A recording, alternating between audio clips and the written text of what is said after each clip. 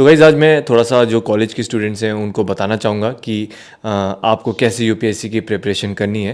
अगर आप first year में हैं, सेकंड ईयर में या फिर फाइनल ईयर में हैं तो आपको किन चीज़ों का ध्यान रखना है, ठीक है। देखिए, सबसे पहले तो उनकी बात करते हैं जो जस्ट अभी कॉलेज में गए हैं, फर्स्ट ईयर में हैं। तो आप लोगों को मैं यही बोलूँगा कि अभी आप जस्ट इनिशियल स्टेज पे हैं, आपने अभी जस्ट सोचा कि चलो यूपीएससी की प्रिपरेशन करते हैं। तो what you should do is कि आपको एक चीज़ का ध्यान ये रखना है कि सबसे पहले आपको अपने जो बेसिक्स हैं उनको कवर करना है अच्छे से, और थोड़ा एग्जाम को ऑब्वियसली अच्छे से समझना है, एंड देन आप अपना स्टैटिक पोर्शन को मजबूत करेंगे, ठीक है। अभी जो आपका स्टैटिक पोर्शन है, या जैसे कि एनसीईआरटीज, स्टैंडर्ड बुक्स जो कि फिक्स होता है, उसको आप अच्छे से मजबूत करेंगे फॉर नेक्स्ट 2 ईयर्स। उसके बाद यस, अभी आप साथ में न्यूज़पेपर वो सब पढ़ सकते हो, बट फाइनल ईयर में यानी कि जब थोड़ा सा एक साल या 1-1.5 साल होगा एग्जाम से पहले, तब जाके आप थोड़ा ज़्यादा फोकस करेंगे करंट अफेयर्स में। अभी करंट अफेयर के पीछे मत भागना, बिकॉज अभी थोड़ा सा अपने बेसिक्स को और स्टैटिक पोर्शन को अच्छे से मजबूत कर दो, क्योंकि ये तो हमेशा रहेगा ही रहेगा। डायनेमिक पोर्शन जो कि करंट अफेयर्स होता है वो तो टाइम टू टाइम चेंज होगा। अब जो आप शायद इस साल पढ़ोगे, हो सकता है 3 साल बाद उसकी ज़रूरत पड़े भी ना, तो कोई नीड नहीं है। ज़्यादा से ज़्यादा आप न्यूज़पेपर पढ़ सकते हो अच्छे से, ताकि आप टच में रहो, ठीक है जी। ये है फाइनल ईयर वालों के लिए, सॉरी ये है फर्स्ट ईयर वालों के लिए, जिनको थोड़ा सा अभी से तैयारी करनी है। तो सबसे पहला आपका ये टारगेट होना चाहिए कि चलो इस साल फर्स्ट ईयर में आपने अपने बेसिक्स कवर कर दिए अच्छे से, न्यूज़पेपर और थोड़े previous year questions, specially 5 to 10 years, और साथ में एनसीईआरटीज। तो आई थिंक ये पहले साल के लिए सफिशिएंट है। सेकंड ईयर में आप क्या कर सकते हैं, थोड़ा स्टैंडर्ड बुक्स को यानी कि जीएस वाइज आप टारगेट कर सकते हैं, ठीक है। GS1, GS2, GS3, उसमें जो कोर सब्जेक्ट्स हैं जैसे कि history, geography, polity, economy, environment, इनको अच्छे से कवर करिए। ऑप्शनल अपना कोशिश करिए कि फाइनलाइज कर दीजिए, and after that you can complete it. तो अब आफ्टर जैसे कि मान लीजिए 2 साल में आपका कोर्स कंप्लीट हो गया, कोर्स सब्जेक्ट कंप्लीट हो गया, ऑप्शनल भी आपने फाइनलाइज कर दिया, उस पर आप प्रिपरेशन करने स्टार्ट कर सकते हैं। अब जो फाइनल ईयर में, जाहिर सी बात है, फाइनल ईयर देखो, पहले के जो 2 साल आपके पास इंपॉर्टेंट है, इसको अच्छे से आप यूज़ कर सकते हो। कॉलेज में उतना हैवी बर्डन नहीं रहेगा, ज़्यादा लोड नहीं रहेगा, तो you can utilize this time, ठीक है ना, एफिशिएंटली। फाइनल ईयर में ऑब्वियसली बहुत सारे प्रोजेक्ट्स होते हैं, असाइनमेंट्स होते हैं, एंड फाइनल ईयर में ज़्यादा रिस्क लेना भी ठीक नहीं है। आप अपनी पढ़ाई बढ़िया से करते रहिए।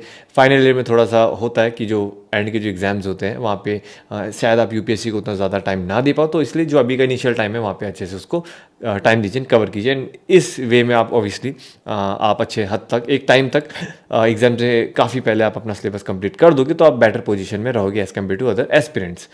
अब बात करते हैं जो सेकंड ईयर में, देखो अगेन थोड़ा सा चेंज है, ज़्यादा चेंज नहीं है। जो सेकंड ईयर में है, जस्ट प्रिपरेशन स्टार्ट कर रहा है, अब आपको क्या है, थोड़ा एक्स्ट्रा एफर्ट करना पड़ेगा। आपके पास वो लग्जरी नहीं है, तो जो अगले 1-1.5 साल है उसमें आपको कोशिश करनी की एनसीईआरटीज़ और जो आपके स्टैंडर्ड बुक्स हैं या फिर जो, और उसके बाद ऑब्वियसली आपकी जो ऑप्शनल है, ये सब थोड़ा कवर हो जाना चाहिए, ताकि अगर आप चाहते हो कि फाइनल ईयर में जैसे एग्ज़ाम होते ही आप अपना एग्ज़ाम दो यूपीएससी का, ये तभी पॉसिबल है अगर आप अपना कॉलेज में ही आप अपना सिलेबस कंप्लीट कर दो।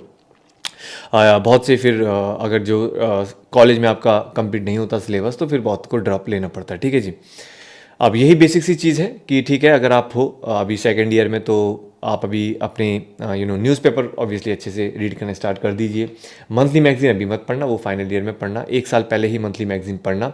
करंट अफेयर में आपको भी just you can follow newspaper, ज़्यादा से ज़्यादा योजना पढ़ सकते हो। थोड़ा सा एक मंथली इशू बेस्ड मैगजीन है, तो बहुत इंटरेस्टिंग रहती है, काफ़ी गवर्नमेंट आर्टिकल्स हैं उसमें, तो जो ऑथेंटिक जो डेटा है वो आपको मिलेगा, तो थोड़ा सा और आपका जो नॉलेज है वो डीप होगा। उसके अलावा ऑब्वियसली एनसीईआरटीज़, और आप अपने GS 1 to 3 सब्जेक्ट्स कंप्लीट करो, और optional, and that is sufficient. और फाइनल ईयर में भी आपकी वही स्ट्रैटेजी होगी कि फाइनल ईयर में आपने जो चीज़ें बची हैं उसको कंप्लीट करना है, जो आपने पढ़ा है, फिर आपको प्रैक्टिस लगाना है, मॉक्स लगाने हैं, आंसर राइटिंग करनी है, एंड देन ऑब्वियसली आपके ग्रेजुएशन के बाद जो कि शायद 2-3 महीने आपको मिलेंगे, उसमें आप डायरेक्टली अपना प्रीलिम्स दे सकते हो। एंड प्रोवाइडेड अगर आपने 1-2 साल अच्छे से ये चीज़ें करी है, तो ऑब्वियसली आपका जो सक्सेस रेट है वो बढ़ेगा, ठीक है।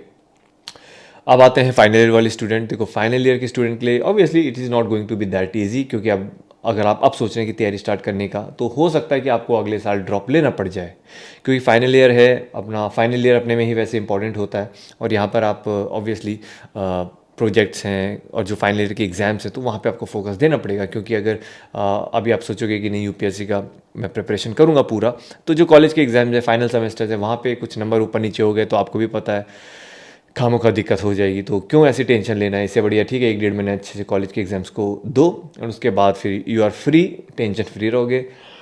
रिजल्ट से टेंशन फ्री रहोगे and then you can easily prepare. आप चाहे 1 साल का गैप ले सकते हो या फिर अगर गैप नहीं लेना है तो ठीक है, थोड़ा बहुत अगर आपने पढ़ा है या इस साल अभी जो पढ़ोगे देन आपके पास 2-3 महीने मिलेंगे जिसमें कि आप बाकी जो रिमेनिंग चीज़ें उनको कवर करके एग्जाम दे सकते हो। अभी बस ऑब्वियसली अब आप अगर अगला साल देना चाहते हैं एग्जाम, यानी कि जो फाइनल ईयर में है, just entered into into the third year, तो आपको करंट अफेयर चाहे न्यूज़पेपर हो या फिर मंथली मैगजीन है वो पढ़ना स्टार्ट कर देना चाहिए। पहली चीज़ एन भी अगले 5-6 मंथ्स में आपका कंप्लीट हो जाना चाहिए।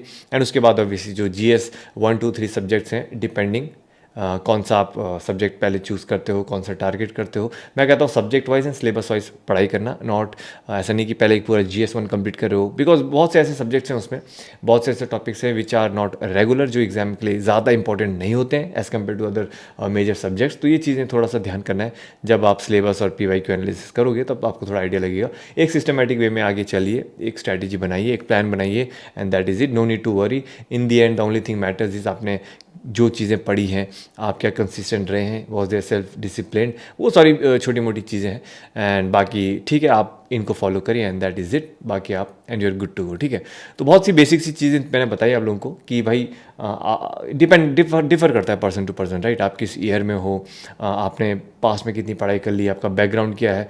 एक सिस्टमेटिक वे में अगर मैं बोलूँ कि ठीक है, आपको सबसे पहले सिलेबस, एग्जाम पैटर्न और PYQ थोड़ा देखना है ताकि आपको एग्जाम के बारे में पता चल जाए। उसके बाद you will start with NCERTs and newspaper आपको कंटिन्यूसली एवरीडे पढ़ाई करनी है। NCERT जब आपकी कंप्लीट हो जाएंगी तो उसमें जो इंपॉर्टेंट NCERTs होती है उनके नोट्स बना के आप ठीक है, जो इंपॉर्टेंट NCERTs है उनको टाइम टू टाइम रिवाइज करिए। बाकी जो बेसिक NCERTs है उनको एक बार पढ़ के कबर्ड में बंद कर दीजिए। No need to open it again.